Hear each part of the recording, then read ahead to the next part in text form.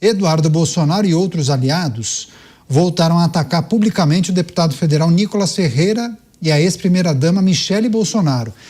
Esse atrito foi retomado após o parlamentar anunciar uma manifestação contra autoridades citadas no caso do Banco Master. Depois disso, o ex-deputado e seus pares reagiram e publicaram nas redes um novo chamado para esse protesto, deixando de lado o caso do Banco Master e priorizando a pauta da anistia e da derrubada do veto do PL da dosimetria. Essa discussão esquentou ainda mais quando Eduardo afirmou em uma entrevista ao canal SBT News que o apoio de Nicolas e de Michele à pré-campanha de Flávio é insuficiente até aqui, além de declarar que eles estão com amnésia em referência ao que receberam de Jair Bolsonaro.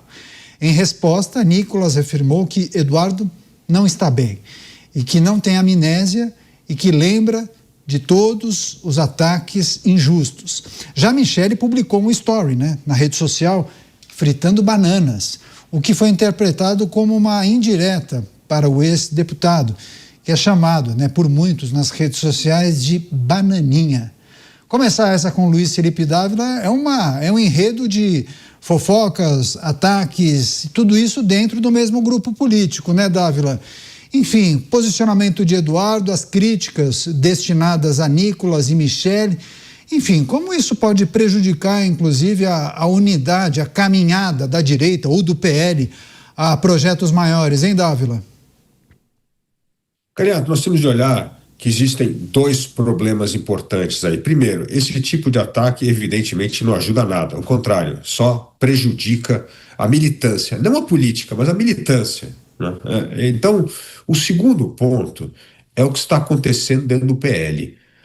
O PL tem duas correntes que estão vivendo quase que num clima de guerra. O PL dos bolsonaristas, que querem cada vez mais usar o PL como essa grande plataforma de um partido conservador de direita, e o PL Centrão, governado pelo próprio presidente do partido, que cada vez mais cria problemas, inclusive para Nicolas Ferreira, Aliás, a criação da chapa do PL em Minas é algo que está irritando profundamente Nicolas Ferreira, porque ele está vendo claramente que um monte de gente indesejada pode se eleger nas costas dele, ou seja, dos votos que ele receber, que vai ser usado como cheque especial para eleger um monte de gente que ele não quer ver e que não tem nada a ver com a direita, tem a ver com o centrão. Então, esta disputa interna, ela é agravada por esse tipo de tensão, mais uma vez, que está sendo criado a troco de nada, porque o objetivo de Nicolas Ferreira, o objetivo de Romeu Zema, o objetivo de Flávio Bolsonaro é o mesmo, é vencer as eleições e tirar Lula do poder. Então, quando este objetivo acaba perdendo o seu ímpeto por picuinhas internas, não ajuda a nada. Mas esta briga interna no PL, Caliato, isso sim pode prejudicar a eleição de um Congresso realmente de direita.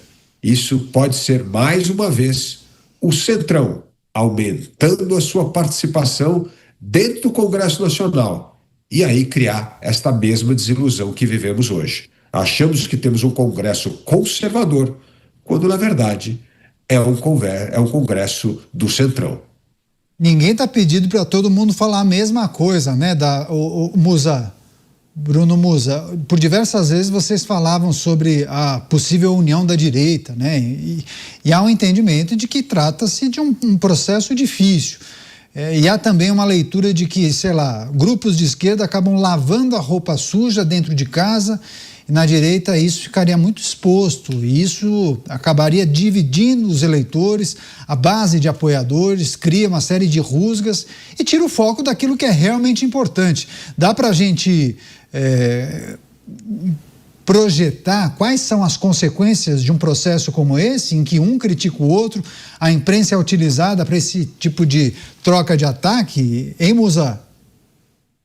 Eu acho que falta estratégia nesse ponto. De fato, brigar, assim, lavar essa roupa suja fora de casa não tem o menor sentido.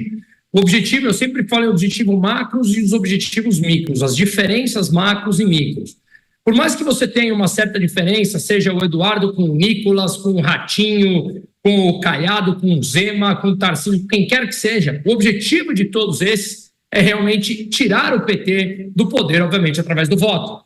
Ao fazer isso, depois de aí sim, sendo governo de turno, você passa a discutir as suas diferenças micro.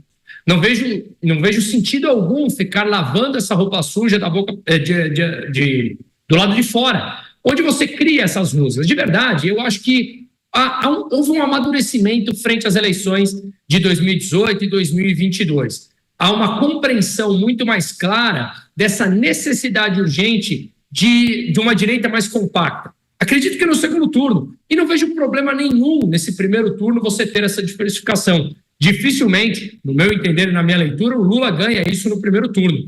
Então, eu acho que é natural que o próprio eleitor possa ter as suas opções de escolha. É super natural isso dentro de um país democrático.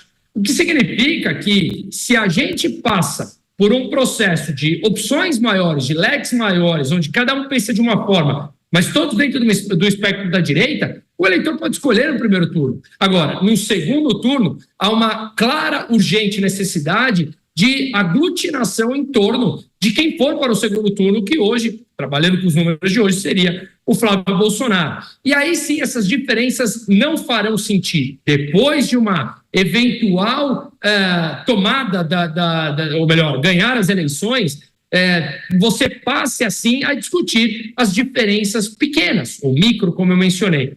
Mas nesse momento, nessa hora, sinceramente eu acho que não faz um grande estardalhaço, mas não o Eduardo, viu, o Caniato? Mas de qualquer maneira, eu acho completamente desnecessário.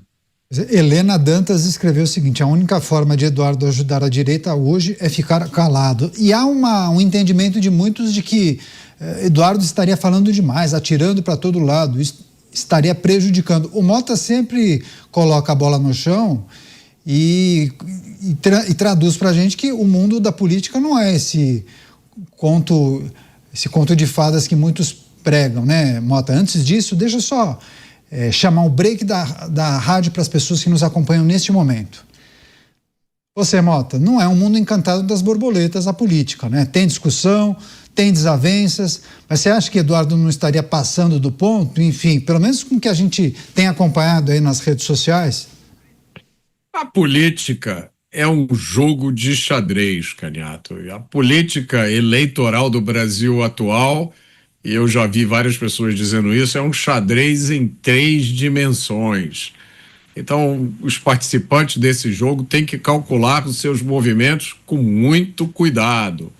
E é curioso ver esse debate sobre qual pauta é mais importante. A gente está falando sobre isso agora há pouco, né? A história da escola de samba. As pautas urgentes hoje no Brasil são muitas. Acontece que algumas pautas são mais perigosas do que outras. Tudo indica que a direita tem uma excelente chance de vencer as próximas eleições. Mas para isso é preciso fugir das armadilhas. Nem tudo que é urgente e necessário é possível. E é preciso aprender a fazer essa diferenciação. Porque senão você corre o risco de jogar todo o seu projeto político em cima de uma coisa que não vai dar resultado nenhum. E pior, pode fazer com que você seja retirado do jogo. Então, eu acho que nunca foi tão importante saber escolher as oportunidades, saber a hora de falar e também a hora de ficar quieto. Pois é, e aí várias manifestações, alguns entendendo que quem está passando do ponto é Nicolas. Joni Klesse escreveu isso, quem passa do ponto é o Nicolas. E já leituras que entendem que o Eduardo teria de mirar o inimigo comum. Já a Valdinei entende que o Eduardo deveria maneirar na maneira como ele se refere aos outros integrantes do PL. Mas, Dávila, a gente pode fazer um exercício sobre possíveis consequências? Rapidamente, a rede está chegando, 50 segundos. Não, acho que isso é mais, de novo, uma coisa periférica. Na verdade, O candidato do partido, que é o Flávio Bolsonaro, está longe dessa briga, está tocando a sua vida, não tem nenhuma desavença com o Nicolas. Então isso é um sinal importante, um sinal de que, na verdade, aquele que hoje é o candidato oficial não está procurando algo para dividir a direita. Isso é um sinal já bom. Agora, o problema é que outros gostam de explorar essas picuinhas. O fato, Canhato, é que Nicolas Ferreira está se tornando um grande líder da direita. E isso cria incômodo em parte do bolsonarismo. Pois é, e também a adoção de uma postura mais moderada, podemos chamar assim, de Flávio Bolsonaro. Seria que todo o PL iria embarcar nessa nova proposta? A ver, deixa eu receber a rede Jovem Pan, todos conectados aqui em Os Pingos nos Is. Uma parte do PL, ou até da direita, tem atacado Nicolas Ferreira e Michele, e aí a gente tem acompanhado essas discussões pelas redes sociais e até em entrevista concedida a um canal de notícias de Eduardo Bolsonaro. Há um entendimento de que parte da direita deveria defender algumas pautas em uma manifestação e um outro grupo entende que não, nesse momento é preciso cobrar uma atuação mais firme em relação às investigações do Banco Master, e outro grupo prega que o discurso precisa ser no intuito de avançar com o PL da anistia, ou pelo menos pautas relacionadas ao ex-presidente Jair Bolsonaro. Bruno, só para a gente fechar essa discussão, a gente tem tratado de muitas desavenças em relação à direita. É possível entender que o eleitor faz uma reflexão a respeito de não é o cenário perfeito, mesmo assim eu vou embarcar nesse novo projeto, ou isso acaba repelindo aqueles que são simpatizantes da direita? Dá para falar em consequências que se conectam ao não voto à direita por conta dessa falta de unidade? Ou você acha que seria um exagero falar em perder votos?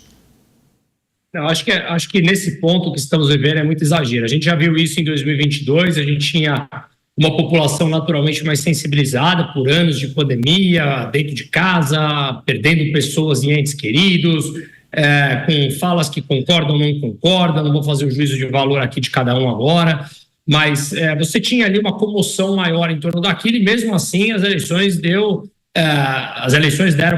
uma pequena diferença dos votos como um todo, onde já tinha uma briga de duas rejeições grandes ali. Então eu acho que nesse momento o cenário é bem diferente e não vejo essa discussão em ok, por conta disso, deixarei de votar num determinado candidato que tem um espaço maior para diminuir a sua rejeição e votarei em um outro projeto completamente oposto, sabendo o que aconteceu já esses últimos 3 anos e pouco de governo e que poderíamos colocar uma situação ainda mais complicada para mais 4 anos de um pensamento que já se mostrou fracassado, que não tem um pensamento sustentável de longo prazo para o crescimento da economia e incremento de produtividade, enfim, tudo que a gente fala aqui. Então, acho que nesse momento, pelo menos, ao que se mostra com essas falas, com essa briga, como eu falei, eu não acho que isso seja capaz de traduzir em retirada de votos de um para votar no completamente oposto disso. Mas acho também que são rusgas desnecessárias e não tem sentido serem criadas nesse momento.